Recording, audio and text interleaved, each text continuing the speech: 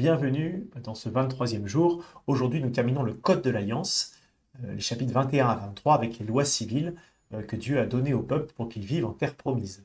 Et ce chapitre 23 dit, vous ne ferez aucune alliance, aucun traité, aucune relation avec les Cananéens. Ce sont les habitants de la terre promise qui avaient plein de petites villes disséminées dans ce pays.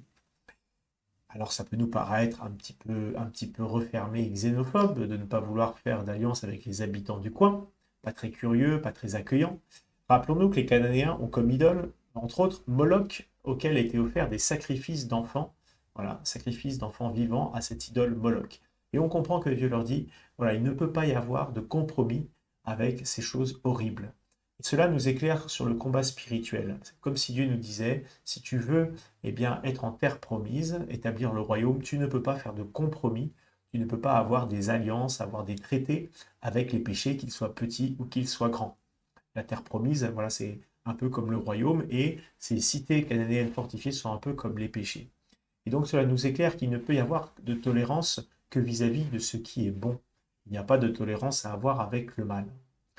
On voit que les saints sont très patients vis-à-vis des péchés des autres, ils sont pleins de miséricorde, mais vis-à-vis de leurs propres péchés, ils ont une lucidité qui leur fait dire, je ne peux pas avoir d'alliance, je ne peux pas euh, chercher un peu la paix avec mes propres péchés. C'est l'occasion aujourd'hui peut-être de faire un examen de conscience un petit peu approfondi, pas forcément pour tout passer en revue, mais de bien sentir où est-ce que nous avons fait des traités, où est-ce que nous avons cherché à enterrer la hache de guerre avec certains de nos péchés. Voilà, nous avons peut-être fait des alliances avec les Cananéens sans trop le savoir. Eh bien, aujourd'hui, puissions-nous remettre tout ça au Seigneur et prendre cette résolution, de ne pas succomber aux idoles cananéennes. Et je vous dis à demain.